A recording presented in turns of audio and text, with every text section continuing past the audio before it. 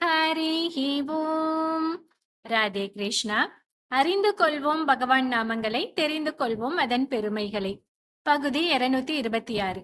இந்த பகுதியில் 233வது திருநாமத்தை பார்க்க போகிறோம். இது விஷ்ணு சகஸ்ரநாமத்தின் 25வது ஸ்லோகத்தில் வருகிறது. ஸ்லோகம் 25. ஆவர்த்தனோ நிவ்ருதாத்மா சம்ருத சம்பிரமர்தனக அக சம்வர்த்தகோ வக்னிர் அனிலோதரணிதரக. நாமம் 233. ஓம் சம்பிரமர்தனாய நமக. த டிஸ்பெல்லர் ஆஃப் த டார்க்னஸ். இருளை அகற்றுபவர். நமது அறியாமை என்னும் இருளை அழிக்கும் விளக்காக இருப்பவர் என்று இதற்கு பொருள். ஒரு சமயம் சத்தியலோகத்தில் உள்ள பிரம்மாவின் அவையில் முனிவர்களும் தேவர்களும் ஒன்று கூடியிருந்தனர். அப்பொழுது மகாலட்சுமி உயர்ந்தவளா அல்லது சரஸ்வதி உயர்ந்தவளா என்ற விவாதம் அவர்களுக்கு இடையே நடைபெற்று வந்தது. பரம்பொருளான திருமாலுக்கே அந்த பரம்பொருள் என்னும் ஸ்தானத்தை தந்தவள் மகாலட்சுமி. எனவே மகாலட்சுமி தான் உயர்ந்தவள் என்று தீர்ப்பளித்தார் பிரம்மா. பிரம்மாவின் தீர்ப்பு சரஸ்வதிக்கு கோபத்தை உண்டாக்கியது. அடுத்ததாக, நதிகளுள் எது உயர்ந்தது, கங்கையா சரஸ்வதியா என்ற விவாதம் நடைபெற்றது. இந்த விவாதத்திலாவது தனது அம்சமான சரஸ்வதி நதி உயர்ந்தது என்று பிரம்மா தீர்ப்பளிப்பார் என எண்ணினாள் சரஸ்வதி தேவி. ஆனால் மிகவும் புண்ணியம் தரவல்லதான கங்கையே சரஸ்வதியை விட உயர்ந்த நதி என்று தீர்ப்பளித்து விட்டார் பிரம்மா. இதை கேட்டதும் இன்னும் சரஸ்வதி தேவியின் கோபம் அதிகமானது.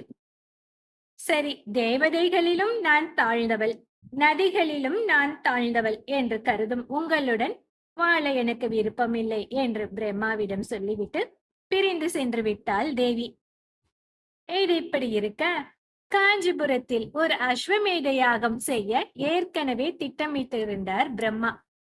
மனைவி அருகில் இல்லாமல் யாகம் செய்யக்கூடாதே என்பதால் சரஸ்வதி இல்லாத நிலையில் தனது வேறு மனைவியரான காயத்ரி, சாவித்ரி இருவரோடும் இணைந்து அந்த யாகத்தை செய்தார் பிரம்மா.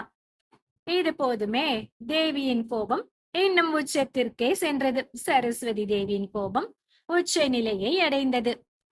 நேராக யாகசாலைக்கு வந்து பிரம்மாவை பார்த்து, இதுவரை என்னை அவமானப்படுத்தியது போதாது என்று இப்போது என்னை புறங்கணித்து விட்டு சாவித்ரியோடும் காயத்ரியோடும் இணைந்து யாகம் செய்கிறீர்களா? இந்த யாகம் எப்படி நடக்கிறது என்று நான் பார்த்து விடுகிறேன் என்று சவால் விட்டாள் தேவி. அப்போது பிரம்மா, திருமாலே, நான் ஒரு நல்ல நோக்கத்திற்காக இந்த யாகத்தை செய்கிறேன். இதற்கு சரஸ்வதியால் ஏற்படும் தடைகளிலிருந்து நீயே காத்தருள வேண்டும் என்று மனமுருகி வேண்டிக் கொண்டார் பிரம்மா. இந்த பிரார்த்தனையை ஏற்ற திருமால் சரஸ்வதி உண்டாக்கிய இடையூறுகளில் இருந்து வேள்வியை காத்தருளினார். இப்படி தனது பலவிதமான முயற்சிகளும் பயனின்றி போனதை கண்ட சரஸ்வதி தேவி இந்த உலகத்தையே இருளில் தள்ள எண்ணினாள். தனது சக்தியால் சூரியனும் சந்திரனும் தங்கள் ஒளியை இழக்கும்படி செய்தாள். உலகமே இருளில் மூழ்கிய நிலையில் யாகத்தை தொடர வழி தெரியாமல் தவித்தார் பிரம்மா. என்ன செய்வது? பிரம்மா மீண்டும் திருமாலை உதவிக்கு அழைத்தார். சித்திரை மாதம் சுவாதி நட்சத்திரத்தன்று அந்த இடத்தில் தீப பிரகாசன் என்ற பெயருடன் ஜோதி ரூபமாக திருமால் தோன்றி தனது திருமேனியின் தேஜஸையே உலகுக்கு ஒளியாக தந்து யாகம் தொடர உதவினார். இதை பார்த்த சரஸ்வதி தேவி சும்மா இருப்பாரா? மாய நலன் என்ற அசுரனை உருவாக்கினாள். அக்னி வடிவில் வந்த அந்த அசுரன் யாகசாலையை அழிக்க பார்த்தான். ஆனால் தனது ஒளியால் அந்த அசுரனை எரித்து சாம்பலாக்கினார் திருமால். சரஸ்வதி பிரம்மா இருவரையும் அழைத்து பேசி சமாதானம் செய்து வைத்து சரஸ்வதியும் பிரம்மாவுடன் சேர்ந்து யாகத்தில் பங்கு கொள்ளும்படி அருள் புரிந்தார் திருமால்.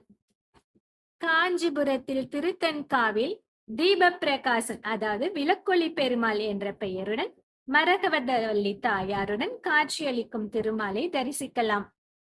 வேதாந்த தேசிகர் இந்த விளக்கொளி பெருமாளை துதிக்கையில், தீபஸ்வமேவ ஜகதாம் தயிதா ருச்சிஸ்தே தீர்க்கம் தம பிரதி நிவர்த்தியம் தீதம் யுவானாம் साव्यं सवप्रियम् अथ चरणोक्ति वश्यम् स्तोतुं भवन्तम् अभिलष्यति जन्तु ஏஷக என்று சொல்கிறார். அதாவது பிரம்மாவின் வேள்விசாலையே இவ்வுலக வாழ்க்கை.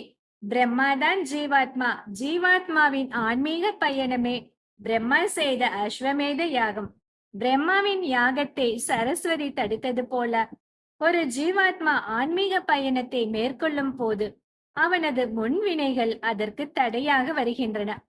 அப்போது மரகதவள்ளி தாயாரை தனக்கு ஒளியாக கொண்டு விளக்காக தோன்றும் விளக்கொளி பெருமாள் ஜீவாத்மாவின் முன்வினைகள் அறியாமை ஆகிய இருளை எல்லாம் போக்கி ஜீவாத்மாவின் ஆன்மீக பயணம் என்னும் வேள்வி வெற்றிகரமாக நிறைவேற அருள் புரிகிறார். இந்த 233வது திருநாமத்தை நாம் தினமும் சொல்லி வந்தால் நம் வாழ்வில் புத்தொளி பெற்று விளங்க திருமால் அருள் புரிவார். அடுத்தது 233வது திருநாமம். ஓம் மக சம்வர்த்தகாய நமக. இதை அடுத்த பகுதியில் பார்க்கலாம். ஹரி ஓம்.